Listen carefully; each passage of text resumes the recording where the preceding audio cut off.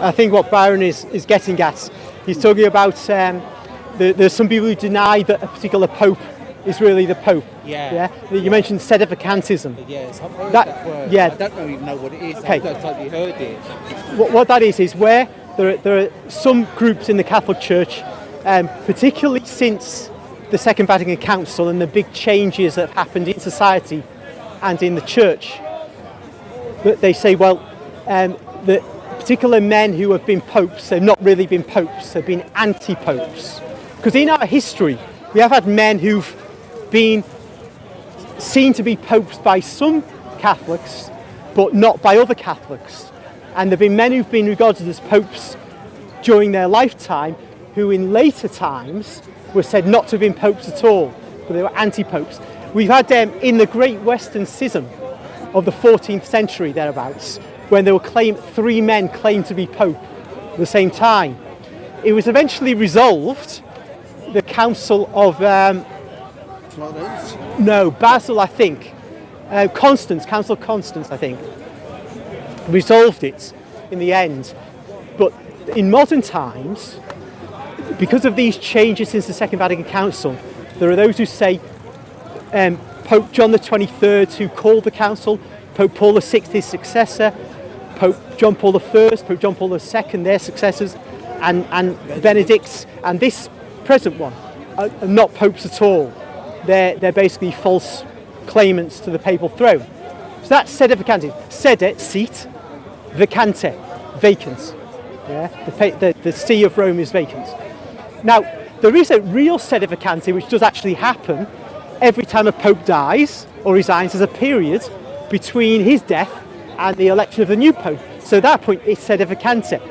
So that's true. The rest is controversial.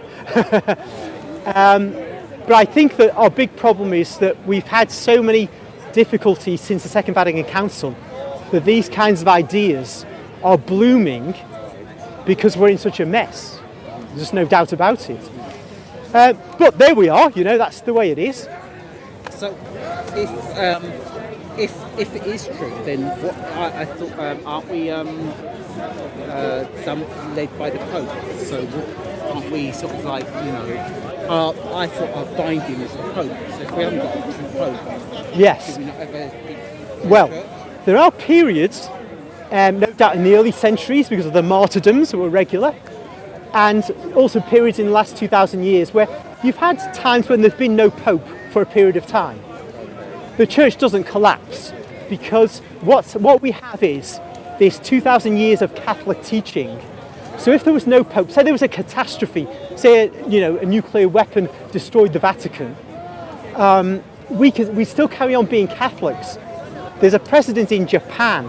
In Japan, after the great martyrdom under the shoguns of the Catholic faithful in the 16th century, Japan was closed off until about 1867. A Catholic priest came in the late 1860s from Europe into Japan, and he was in the church, and then some little old lady comes along and she says, "Are you a priest?" And he says, "Yeah." And then it turns out she is a member of a community of Japanese Catholics who'd continued practicing the faith in secret for like the previous 300 years. So the faith, because we can know the faith, we can continue. But it is absolutely true. The longer you go on without a pope, then the more difficulty there is in preserving unity. So you're absolutely right. The papacy is a centre. Christ created the papacy so that we would have a centre of unity. And all the other churches outside of ours prove that without the papacy, everything becomes a mess and falls apart. Even where you've got Protestants who share similar doctrines, they don't worship together. They don't have any, mutual overarching organisational structure which allows them to do things together and make a difference together. So I think that the papacy is absolutely essential. You're totally right. So if we had no pope now, or we've had no pope since the 1960s, then, well, we've got the Catholic faith, but we're still in a great, great difficulty. And that's the Sedevacantist sort of, thesis that we are in that state. And it's beyond me to go into all that. I just know of it. I don't know enough about it or to speak of it. But here, for me, anyway, and as for you, we got to try and spread the Catholic faith.